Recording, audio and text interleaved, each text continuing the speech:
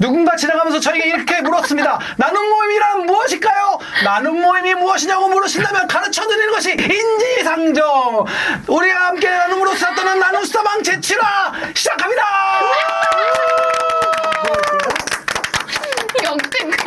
역대급 오프닝. 이야. 오늘 출연진 소개하도록 하겠습니다. 자, 기획국에 없어서는 안 되는 인물 황병훈 국장 소개합니다. 안녕하세요. 황병국 국장. 다시 가겠습니다. 야, 인사 틀리다니. 야. 안녕하세요. 황병국 국장입니다.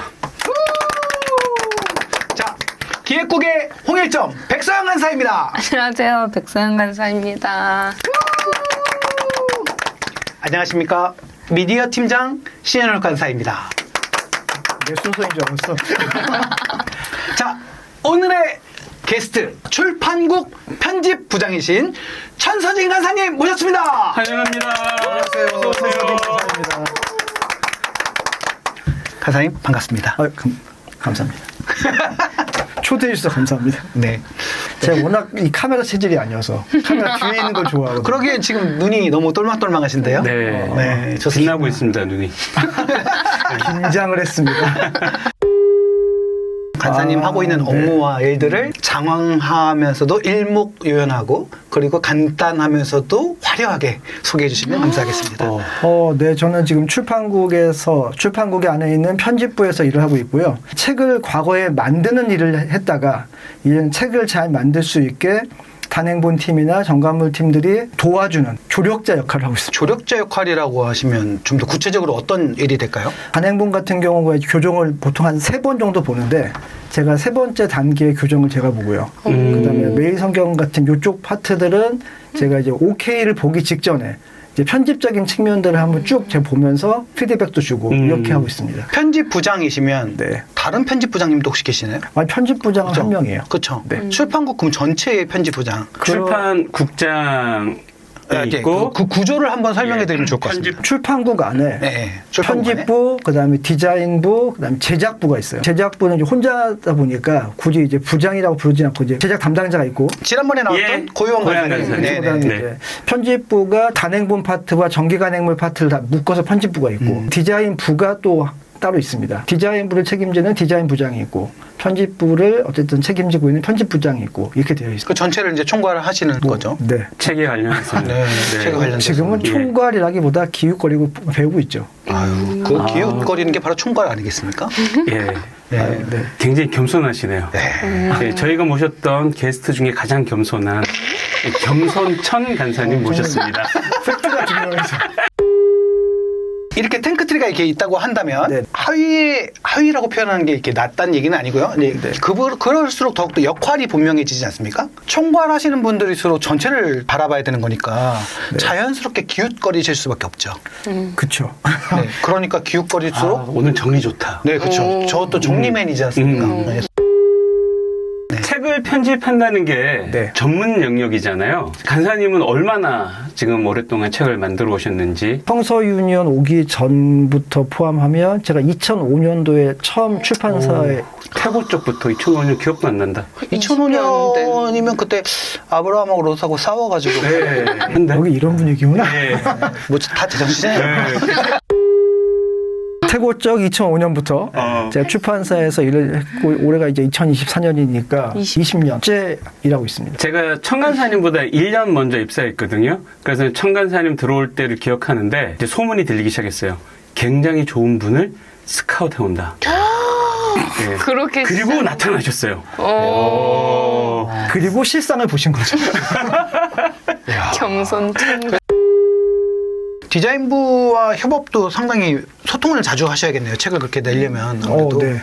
그 디자인부하고도 단순하게 역할 분담 차원이 아니라 그 책을 놓고 어떤 책인지 서로 같이 내용도 공유하고, 그리고 이제 디자이너가 보통 이제 시안을 가져오거든요. 근데 시안을 가져왔을 때 그 시안을 보고 때로 디자이너의 의도를 묻기도 하고 시안에 대한 이게 피드백도 주고받으면서, 단행본 같은 경우 표지나 본문 디자인도 그렇고 디자이너하고 소통이 상당히 중요하고 실제 출판사에서 편집자와 디자이너의 소통이 되게 민감한 부분이기도 해요. 서로 쓰는 언어가 달라요. 그래서 때로 힘들 때도 있고, 그래서 저희는 되게 감사한 게 디자인 팀하고 사람하고 소통이 상당히 원활하게 잘 되는 편이고 그래서 늘 아주 기쁘게 재밌게 일하고 있습니다. 네. 아슬아슬했는데 훈훈한 마무리. 네. 인간, 역시. 우리는 잘됨. 연륜이 있으시다. 아니 실제 잘하고 있어요. 어떻게 마무리해야 될지를 잘 아시는 것으로 보아 방송의 도사가 오셨습니다. 네, 그러네요. 오늘. 디자인부는 지금 디자인부 부장님부터 시작해서 따로 또 모시려고 지금 섭외를 열심히 하고 있습니다. 네. 예. 근데 철벽 중에 철벽이라는 소문이 있더라고요. 아유, 네. 거의 철문인데 제가 지난주 얘기처럼 벽 보고 설교는 했어도 철문 보고 설교한 적은 없어가지고 예. 아, 조금 더 열리지 힘을 않겠습니다. 키워서 오늘부터 연습하시면 예. 영빨을 좀 키워야 예, 여리고 철문 무너뜨리는 우리 신 팀장님 되기를 바랍니다. 네, 알겠습니다. 업무가 계속 책을 보시는 거잖아요. 활자를 네, 보는 그쵸. 거잖아요. 그러면 실제 그냥 퇴근하고 나서도 좀 독서를 하시나요? 대개 편집자들이 비슷할 텐데 책을 좋아해서 편집자가 되거든요. 근데 현실은 편집자들이 야근이 많아요. 아, 저도 이거 실제 제 이야기이기도 한데 밤까지 보는 모든 원고는 모든 글은 책이 아니라 원고인 거예요. 아. 그래서 오히려 책을 좋아해서 편집자가 됐다가 책을 읽을 시간이 없어지는? 뭐 이제 좋게 말하면 늘 원고를 보는 게 책이니까 1년에 뭐 책을 최소한 몇 권은 보게 되겠죠. 그런데 정작 내가 보고 싶은 책들을 못 보게 되거나 그래서 가끔 회의가 찾아오기도 해요. 그럴 때는 책 읽는 모임을 만들어요. 그러면 제가 그 책 읽어야 되거든요. 네. 그래서 그렇게 또 책을 읽기도 하고 또 책을 제가 못 읽어도 좋은 책은 사요. 두 가지 의미인데 그 좋은 책을 만든 사람들에 대한 격려와 응원의 의미도 있고요. 또 하나가 사서 내가 못 읽으면 누굴 선물해줘요. 예, 그렇게도 합니다. 결론은 내가 책 읽는 시간은 되게 적다. 이 모임을 열심히 하면서 자신의 공백들을 메우려고 하는 그런 부분들도 도전적이고 배워야 될 부분인 것 같습니다. 네. 제가 아쉬워서 책 모임 만드는 거죠. 멋있다. 네. 그런 뭐 자기가 아쉬워서 열심히 하는 그런 돌파구가 또 누군가에게는 또 교훈이 되고 배울 수 있는 부분들이 되는 것이니까요.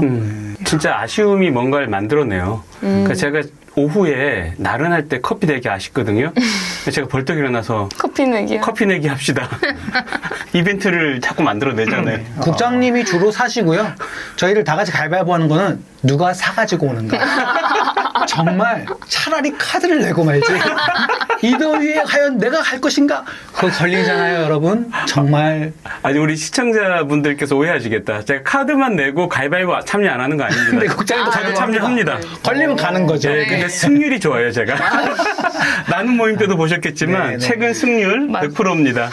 네, 나눔 모임 가위바위보 계속 서영 간사가 벌써 한 5주째 1등하고 있는데. 커피도 거의 5주째 가죠. 아, 그래서 오늘은 아닐 것 같아요. 오늘은 이길 것 설마. 정말 오늘까지 그러면 오늘 정말 저 진짜 로또 설마. 삽니다, 로또. 오늘 하면 제가 질 거죠. 가위바위보 진짜 못해요. 오. 네, 저한테 그냥 과연. 두 분이서 그냥 한 번 해보면 안 돼요? 지금이요? 네, 그냥.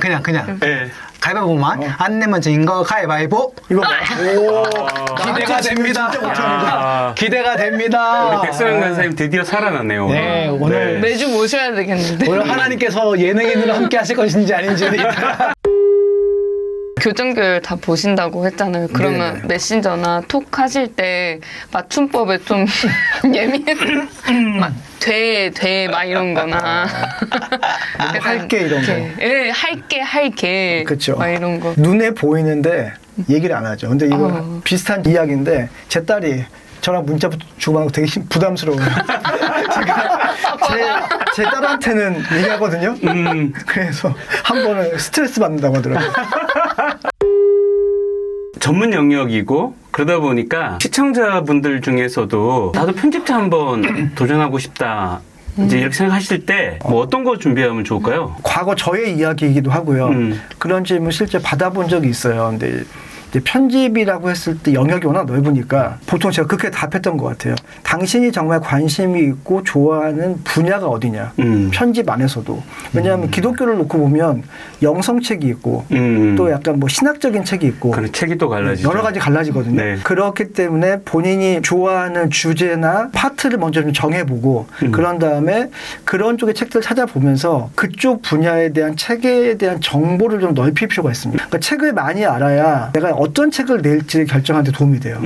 그리고 이제 또 하나가 그럼 그런 분야의 책을 주로 잘 내는 출판사가 어딘가를 좀 찾아보시고 그 출판사에 나온 책들 이렇게 보시면서 나름 그 책들 많이 읽고 접하다 보면 두 가지예요. 내용을 통해서 지식을 쌓는 게 있고 책을 잘 만드는 곳에 책을 읽으면 좋은 글을 자주 접하게 돼요. 문장이 좋은 글을. 사실 저도 출판사 책을 만들지만 어떤 책인지 말씀드리지 않을게요. 3만 원 넘는 책을 샀다가 한 페이지 읽고 덮어버린 적이 있어요.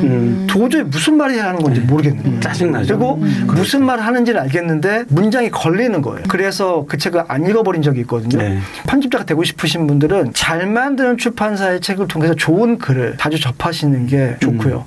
그렇게 해서 자기가 관심 있는 분야에 대해서 좀 더 깊이 파고 들어가면서 약간의 전문성을 좀 키우는 게 본인이 나중에 편집자를 어딘가 지원할 때 훨씬 도움이 되실 겁니다. 어찌됐건 저희는 성소유인연이고 묵상하는 매성경이라는 큐티책을 주로 이제 발간을 하는 곳인데 그쵸. 그 안에서 어떻게 보면 단행본이 지금 계속 발간이 되고 있단 네. 말이죠. 그래서 혹시 저희가 가고 있는 매성경의 묵상이라는 흐름과 같이 연결된 단행본이 플랜이 이렇게 같이 가고 있는지 그런 것들도 한번 알아보고 싶습니다. 기본적으로 같이 갑니다. 외부 계신 분들은 잘 모르실 수 있지만 항상 이제 내년 벌써 내후년 그 묵상 스케줄을 짜잖아요. 그러면 그 묵상 스케줄에 맞는 도움이 될 만한 책들이 우리 안에 현재 있는지부터 체크를 해요. 그리고 없다면 찾아보고 그런 것들을 준비하고 미리 약간 정보를 드리면 저희가 내년 1월에 여호수아서 묵상이 시작하거든요. 의외로 한국에 여호수아서 주석이 별로 없어요. 맞아요. 네, 그래서 저희가 이미 여호수아서 주석 하나 번역하고 있고 그 책이 올해 12월에 나옵니다. 그리고 내년에 역대기 묵상이 있어요. 근데 역대기 책은 더 없어요. 그래서 역대기 그 주석도 저희가 지금 번역을 맡겼고 그게 그때 맞춰서 아마 책이 나오게 될 겁니다. 네, 그렇게 이제 묵상 스케줄에 맞춰서 나오는 책이 있고요. 또 하나가 직접적으로 묵상 어느 특정 본문을 가리키지 않지만 그래도 성경 읽기에 도움이 되는 책들, 저희 뭐 성경 해석 같은 책이나 아주 오래된 스테디셀러 중에 하나가 이제 성경을 어떻게 읽을 것인가 같은 책들, 그런 책들을 꾸준히 발굴하고 내면서 그 특정 본문이 아니어도 기본적인 성경 읽기에 대한 도움이 되는 그런 책들도 같이 되고 있고요. 그리고 하나 덧붙이면은 성경 자체를 다루거나 성경 읽기 책이 아닌 성경이 갖고 있는 여러 가지 가치나 이런 것들을 우리의 삶에 이렇게 접목시키는, 요즘 흔히 뭐 바이블 인게이지먼트라고 하는데 그런 책들도 계속 좀 찾아보고 내려고 하고 있습니다. 오늘의 주제의 수단은요, 여행으로 가고 싶은 성경의 장소, 여행으로 가고 싶은 성경의 장소는입니다. 자연스럽게 황병우 국장님부터. 네. 주제가 너무 제가 좋아하는 주제였어요. 네. 너무 왜냐하면, 감탄하셨어요. 예. 받아보시더니 너무 좋아요. 네, 바로 제가 아예. 여행 진짜 좋아하거든요. 네. 제가 가고 싶은 곳은 갈릴리. 이유는 굉장히 단순한데 제가 사실 여행을 너무 좋아해서 애써서 여행을 했었어요. 그중에 한 군데가 이스라엘인데 근데 한 달 만에 돌아오기가 너무 아까운 거예요. 그래서 왕복표를 포기하고 그래 여기서 더 여행하다가 돈을 벌어서 쓰자라고 생각하고 이제 아르바이트를 하면서 여행을 했는데 그래서 제가 9개월을 있었어요. 와, 진짜 오래되시네요. 몇 년도예요? 95년도? 9개월을 있었는데 그럼 굉장히 많은 곳을 여행을 했잖아요. 근데 아쉽게도 갈릴리만 못 갔어요. 정말 가보고 싶었는데 제가 이제 9개월 있다 보니까 학교를 한 학기 휴학한 상태였거든요. 학장님이 손수 편지를 써서 저한테 보내신 거예요. 너 지금이라도 돌아오면 이스라엘 성지에 있었으니까 그거 현장 수업으로 학점 주겠다.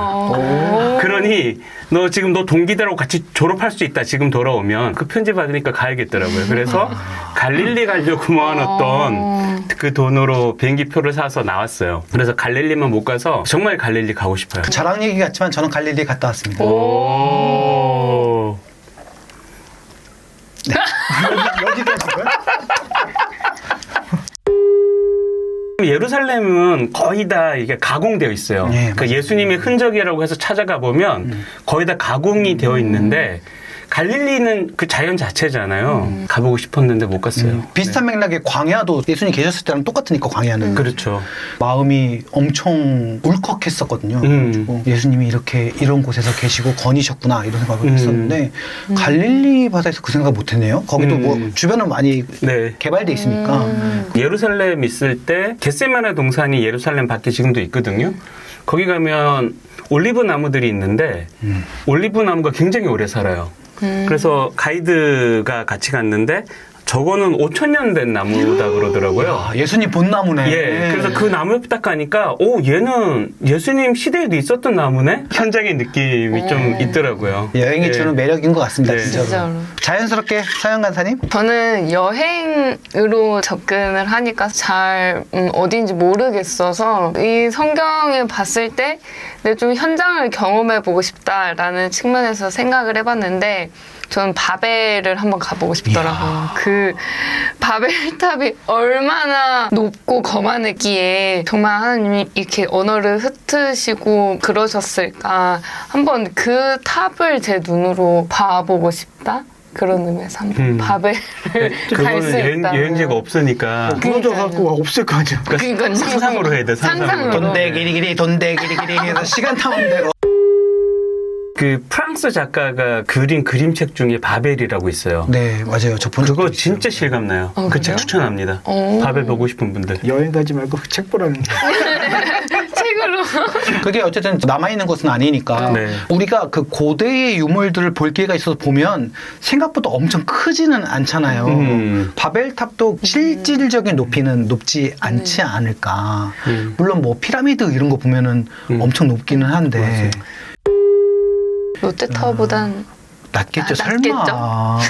롯데타워. 롯데타워보다 높으면 이거 정말 굉장히 좀 신학적 이슈가 되겠는데요. 바벨탑은 롯데타워보다 높았을까 낮았을까? 바벨 여행이라 참신한 예, 생각이었어요. 저 이거 나올 줄 몰랐어. 진짜 참신했어. 질문지를 받고 가보는 게 별로 없거든요. 그래서 그래 이 핑계로 로마에 한번 가보자 약간 이랬어요. 그러니까 실제로 1세기 교회 이야기 하다 보면 로마를 많이 언급하기도 했고 로마 사회에서의 초기 기독교 이야기 워낙 많이 했기 때문에 그래서 만약에 나에게 이런 기회가 주어진다면 이 핑계로 이탈리아 로마를 한번 가보는 거. 네, 저는 되게 단순하게 그게 궁금한 것도 아니고 그냥 이탈리아 여행에 한번 가보고 싶은 거죠.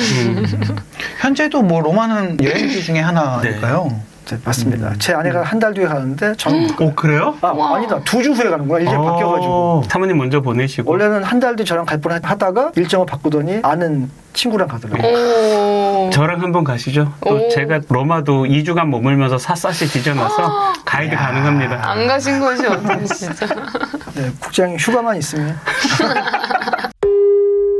저는 개인적으로 원래 그 장소가 이스라엘에 가면 있긴 해요. 이상 광야 돌 많은 데에다가 해놓고 거기가 이제 야곱이 돌베개 벤 자리다 하는 자리가 있긴 하거든요. 근데 알아요. 가는 사람이나 말하는 사람이나 그게 여기가 아니다라는 걸 명확하게 아는데 이스라엘 가면 다 그래. 네, 그런 것이 많습니다. 그래서 광야나 갈릴리 그런 곳 변치 않는 곳을 가면은 그곳은 확실하니까 오히려 그런 자연 경관 속에서 아 이런 곳을 주님이 다니셨겠구나 이런 곳들을 딱 가게 되면 가슴이 이렇게 웅장해지는데 저는 개인적으로 지금 발견할 수 없는 어떻게 보면 서양 간사님과 좀 비슷한 개념일 수 있는데 그 장소를 좀 봤으면 좋겠다라는 그런 생각이 들거든요. 왜냐면 요즘에 제가 이제 묵상하다 보면 그 장소가 진짜 돌베개에 누웠던 장소? 네. 아, 네. 그 장소 야곱. 네. 제일 좋아하는 인물 야곱. 제일 연결되네. 좋아하는 인물은 아닙니다. 사실은 그렇지만 그때 가장 야곱 하지 않았나? 어머니께서 야곱의 축복을 말씀하셨는데 저는 개인적으로 요셉을 좋아해서 요셉의 축복으로 착각하고 있다가 네. 나중에 커서 다시 한번 확인해 보니까 야곱이었다. 거짓말장이 구라장이 야곱의 축복이었다 가지고 참 근데 내가 거짓말장이고 구라장인 거를 발견한 뒤로 비슷해서 너무 싫었다 뭐 이런 얘기를 나눈 적이 있었습니다. 그러네요. 네네. 아무것도 없고 평범하고 기록이라고 남길 수 없는 그런 자리였을 거잖아요. 가장 일상적이고 평범한 곳에서 하나님의 부르심을 구체적으로 확인하는 그때를 사실 가장 가보고 싶고 그 장소를 핑계로 인생을 살아오면서 아직 믿고는 있지만 확인할 수 없었던 하나님의 관계성과 확신에 대한 것들을 확인해보고 싶은 마음이 있는 것 같습니다. 이스라엘 갔을 때 그 자리라고 얘기해서 딱 갔을 때 박물관처럼 막 이렇게 돼 있고 전시관처럼 이렇게 되어 있는데 저기야 저기 하면서 얘기하는데 속에서 화가 막 나는 거예요. 저도 그랬어요. 네. 예수님 무덤 교회 가면 네. 거기가 예수님 무덤이라고 얘기하는데 그냥 예배당 지어놓은 거거든요. 그리고 거기만 어두컴컴하게 해놨고 거기 주변에 있는 종파들이 다 인정하지도 않아. 몇몇 종파만 인정하는 예수님 무덤이고 쟤네들은 또 저기가 예수님 무덤이라고 그러고 제일 황당했던 건 골목길 걷고 있는데 갑자기 한 사람이 헤이 너 코리아에서 온 그리스도인이야? 그래서 맞다 그랬더니 내가 하박국 선지자의 무덤을 보여줄게.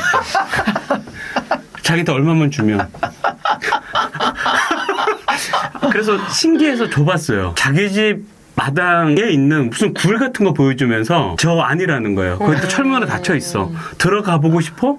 그러면 돈 더 내. 그래서 됐다 그러고 제가 나왔는데 야. 약간 거기 그래요. 네, 좀 그런 사람들이 많아서 좀 네. 마음이 좀 아픕니다. 네. 사실. 본문 수단은 9월 4일 수요일 본문이고요. 열왕기 하 2장 15절에서 25절까지의 말씀입니다. 역시 가위바위보의 시간인데요. 네. 자신 과연 있습니다. 안 내면 진 거 가위바위보! 가위바위보! 제일 마지막으로 이야. 야, 가위바위보. 야, 첫 번째 야. 1번입니다. 지난주에 1등과 꼴등이 바뀌었네요. 그러네요. 가위바위보. 네, 제가 두 번째, 첫 번째, 두 번째, 세 번째, 네 번째. 마지막이 너무 당당해. 저는 오늘 본문 묵상하면서 엘리사라는 선지자가 예언자가 등장하는데 적합한 본문이다 이런 생각을 했어요. 물론 이제 좀 더 디테일하게 약간씩 꼭 이랬어야 되나 하는 부분도 없지는 않았지만 큰 틀에서 보면 그러니까 예언자의 역할이 기록된 성경이 없던 시대에 어쩌면 성경의 역할을 하는 사람들, 그러니까 하나님이 자기 백성과 소통하기 위해서 사용하시는 사람들이잖아요. 그러면 많이 뛰어넘긴 하지만 말씀이다, 하나님의 말씀이다 라는 관점에서 예언자의 역할을 생각할 때 오늘 본문에 두 가지 딱 등장하잖아요. 쓴 물을, 나쁜 물을 고쳐주는, 이건 복이죠. 그리고 참 뭐라고 해야 되나, 어쨌든 예의 없는, 아니면 어떤 예언자의 권위에 도전하는 이 젊은이들을 저주하는. 사실 오늘 본문이 엘리사의 첫 등장을 알리는 본문인데 축복과 저주가 딱 등장한다는 게 엘리사가 참 선지자라는 것을 오늘 본문이 말해주는구나 라는 생각이 저는 들었어요. 왜냐하면 하나님이 처음으로 기록된 말씀을 주신 게 시내산에서 율법 주신 거잖아요. 그 율법 주시면서 분명히 말씀하셨거든요. 이것은 복과 저주의 말씀, 복과 저주의 율법이다. 그러니까 너희가 이 말씀대로 순종하고 살아갈 때는 하나님의 복이 너희에게 머물겠지만 너희가 이 말씀을 거역하고 따르지 않을 때는 너희는 심판받을 것이다 라는 그 명확한 메시지가 시내산에서부터 주어졌고 그 역할을 선지자들이 계속 감당해 왔는데 오늘 엘리사의 등장을 이 두 가지로 보여주더라고요. 그래서 오늘 본문은 엘리사가 정말 하나님이 택하신 하나님의 선지자다, 예언자다라는 것을 확실히 보여준다라고 저는 느꼈고요. 그건 이제 본문에 대한 깨달음이고 묵상하면서 어쩔 수 없이 오늘의 우리 교회, 오늘의 저의 모습 이제 돌아봐야 되는데 정말 어떻게 살아야 할지 고민되더라고요. 잘 살고 있는지 이런 고민도 들고 저희 교회에서 있었던 일인데 제가 어린이 설교에서 하나님의 복과 저주를 이야기한 적이 있어요. 솔로몬 이야기할 텐데 솔로몬이 이 말씀대로 살지 못해서 결국 나라가 분열되는 그런 하나님의 벌을 받게 됐다. 그 설교 끝나고 한 사람이 저희 집에 있는 사람이에요. 그 사람이 아이들에게 하나님이 벌 주시는 사람이라는 걸 자꾸 이렇게 심어주면 어떡하냐 컴플레인을 하더라고요. 그래서 제가 근데 그 본문에 그거 있는데 내가 얘기 안 할 수는 없잖아. 근데 오늘 본문 묵상하면서 그때 그 일이 생각이 났어요. 오늘날 한국교회가 말씀대로 살아내지 못했을 때 임할 수 있는 하나님의 심판, 교회 용어로는 징계라고 하는 게 더 낫겠죠. 하나님의 징계에 대해서 너무 생각 안 하고 사는 게 아닌가 이런 생각을 좀 했고요. 말씀을 향한 우리의 태도가 복과 저주를 결정한다라고 저는 묵상의 결론이 나더라고요. 저 자신도 돌아보면서 말씀을 향해서 내가 어떤 태도를 가지고 있나 더 돌아보는 그런 시간이 되었습니다.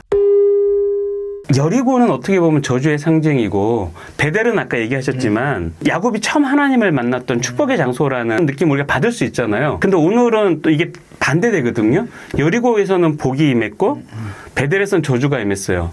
그래서 이것도 이제 결론은 같아지는데 뭐 우리가 그 신령한 장소, 좋은 교회, 이런 거 다 따지지만 그것보다 더 중요한 거는 결국은 말씀에 대한 우리의 태도다. 그 태도가 한때는 저주의 장소였던 것을 복의 장소로도 바꿀 수 있고 한때는 축복의 장소였던 것을 다시 저주의 장소로도 바꿀 수 있다. 이런 생각까지도 함께 했습니다. 저는 이 부분 읽으면서 예전에 들었던 어떤 설교가 떠올랐는데요. 그 목사님께서 설교하시길 이 부분에 대해서 이야기를 하시면서 적용하시는 말씀, 설교하시는 말씀이 그렇기 때문에 하나님의 종을 우습게 보아서는 안 된다. 함부로 건들면 안 된다. 이렇게 말씀하셨고, 어렸을 때 제가 못 모르고, 그렇지. 이러면서 목사님도 수고하시지. 이러면서 아멘 했던 기억이 났습니다. 그런데 지금 생각해보면 성경이 결국 전체적인 구약과 신약 전체적인 맥락 속에서 그러한 특별한 부르심 받은 자라고 표현되어지는 그 직분이나 직위나 또는 그 호칭들을 결국에는 누구에게 그 전달을 최종적으로 하고 있느냐. 그것은 바로 성도라는 것이죠. 만약에 그래서 이 본문을 가지고 하나님께 부름받은 종을 그렇게 놀리면 안 된다, 함부로 하면 안 된다라고 적용을 한다면 그것은 바로 믿음의 성도들이다. 목사뿐만이 아니라 모든 하나님을 알고 믿는 모든 성도들에게 포함되는 그러한 얘기다라는 것이죠. 그래서 우리는 모두에게 서로 권위를 존중하고 서로 배려하고 그리고 두렵고 떨림으로 대해야 되는 것이 바른 재해석이 아닌가라는 생각들을 하게 됩니다. 저는 이제 오늘 본문에서 많이들 집중하는 게 이제 베델에서의 이야기, 여리고를 그 물을 고친 이야기들도 되게 중요하고, 엘리사가 엘리야의 그 예언자직을 승계하고 나서 요 두 사건이 엘리야의 예언자직을 뭔가 입증하는 것 같은. 근데 저는 오히려 오늘 본문의 마지막 절이 좀 계속 약간 여운이 남았어요. 여리고에서의 그런 기적 같은 일, 그다음에 베델에서의 그 일이 끝난 다음에 마지막 절에 엘리사가 거기에서 갈멜산으로 가고 사마리아로 돌아왔더라라는 거거든요. 그 15절에서도 선지자 제자들이 엘리야의 성령이 하시는 역사가 엘리사 위에 머물렀다고, 엘리사의 예언자됨을 확실하게 입증해줬고, 그 이후의 일들도 그걸 확인시켜주는 일이었는데, 그런 다음에 엘리사가 간 곳이 여전히 영적으로 되게 상황이 좋지 않은, 그리고 엘리야가 그랬던 것처럼 여전히 왕들은 바알과 아세라를 섬기는 것을 분위기를 조장하고 있는, 다시 어떻게 보면 전 이거를 우리의 삶의 자리로, 교회 가서 은혜 받고 성령 충만함 있고 말씀 묵상하고 은혜 받은 다음에 우리가 갈 자리가 나의 그런 은혜를 드러내고 내가 은혜 받은 자라는 것을 막 그 칭찬받는 자리가 아니라 오히려 내가 그걸 가지고 다시 가서 살아내야 할 자리, 그 자리로 갔다는 게 저에게는 되게 이 본문에서 좀 인상적이었어요. 어떻게 보면 예언자로 이제 더 승승장구할 수 있는 오늘 이야기들은 어디 가서나 막 사람들이 환호를 받고 그럴 수 있는데, 여전히 자기를 거부할 테고 다른 사회 체계 안에서 살아가는 사람들이 자기를 불편해할 만한 그런 곳을 향해서 가고, 그 안에서 고통받는 자들, 힘든 자들을 돌아보면서 그들을 위해서 또 사역하는 모습들을 이렇게 보게 되는데, 저는 마지막이 사마리아로 돌아왔더라라고 하는 이 이야기가 내가 정말 은혜를 받고 내가 정말 뭔가 내 실력을 키워서 내가 가야 할 자리, 내가 살아야 할 자리가 어디일까를 말씀해 주는 것 같아서 저에게는 마지막 그 절이 상당히 은근히 또 여운이 남았어요. 사마리아로 가기 전에 갈멜산을 들렸잖아요. 네네. 이것도 한번 좀 알아보고 싶네. 네, 알아보시고 다음 주에. 네. 저는 이걸 보면서 정리가 잘 안 됐어요. 그러니까 그래서 어떻게? 그래서 나한테는 어떤? 이런 거에 대해 물음표가 있었는데, 그 말씀 들으면서 그래도 좀 그나마 하나로 모아졌던 게 하나님의 말씀을 맡은 자들의 책임이라는 게 좀 저한테 다가왔었어요. 이게 사실 지금 제 삶 속에서는 예언자로서 할 만큼의 무언가 이렇게 이벤트도 없고 어떤 저희 그러함도 없다고 생각을 하는데, 그래도 하나님의 말씀 맡은 자, 하나님의 말씀을 따라 사는 사람으로서의 책임감에 대해서 좀 생각을 하게 되더라고요. 그러니까 제가 예전에 중학교 때인가 고등학교 때부터 친했던 친구가 있었어요. 근데 그 친구가 되게 막 유아독존에다가 나는 나야. 나의 삶은 그냥 나야 라는 생각이 되게 강한 친구였는데, 또 그런 친구들이 한 번 넘어질 때 이렇게 크게 좀 깊게 들어가더라고요. 근데 저는 그때 대학교에 가면서 좀 주체적으로 신앙을 세워가고 직접 말씀을 찾아가고 경험하면서 좀 이렇게 세워지면서 저의 삶이 되게 활기가 있었어요. 그때 한참. 근데 그 친구랑 졸업하고 거의 연락을 안 했었는데, 인스타로는 뭐 서로 근황을 주고 받겠죠? 근데 어느 순간 저한테 문자로 야 서연아 너는 왜 그렇게 행복해? 이런 식으로 문자가 온 거예요. 그래서 너 정말 오랜만이다 이렇게 주고 받으면서 그때 저도 답장으로 야, 나 교회 다니잖아. 난 진짜 하나님 때문이야 라고 저도 모르게 고백을 하는 때가 있었는데. 진심입니까? 아니면 그 당시에는 약간. 성관사님 진심 아닌 거 얘기 안 해요. 영적 가스라이팅 이런 거 아니었죠? 진심이었죠? 진심. 그러니까 이걸 꼭 전해야 되겠다는 마음이 되게 강했었는데. 저희가 그 훈련만큼은 정말 제대로 받지 않았습니까? 예, 그러네. 근데 아무튼 오늘 묵상하면서 또 그 일이 떠올랐던 것도 이유가 있다고 생각을 하고 내가 있는 자리에서 주변에 크고 작은 영향이 어떻게 끼칠지 모르겠지만 그래도 하나님 앞에서 좀 부끄럽지 않게 살아가야 되겠다는 생각을 하게 된 묵상이었던 것 같습니다. 오늘 게스트로 함께 하신 소감 나눠주시고 마무리하도록 하겠습니다. 여전히 아직 적응이 안 되고 있습니다. 그렇다면 이거 내일까지 찍어야 되는 건가요? 적응하실 때까지. 오늘 퇴근 못해. 굳이 적응 안 해도 될 것 같습니다. 나중에 편집된 영상만 보다가 이렇게 해보니까 되게 고생들 많이 하셨구나라는 생각하나 역시 여긴 내가 나올 자리는 아닌 것 같다는 생각하고 아유, 무슨 오늘 말씀이세요? 와주셔서 너무 감사했고 아유. 또 이렇게 나누신 내용들이 너무 좋았습니다. 다음에 또 부르기 위한 계략 같은 거. 아니에요. 저희는 가스라이팅, 거짓 이런 거 없어요. 수수의 결정체 기획국입니다. 저만이 거짓말이에요. 앞에 순수의 결정. 나름 유익했고 즐거웠습니다. 감사합니다.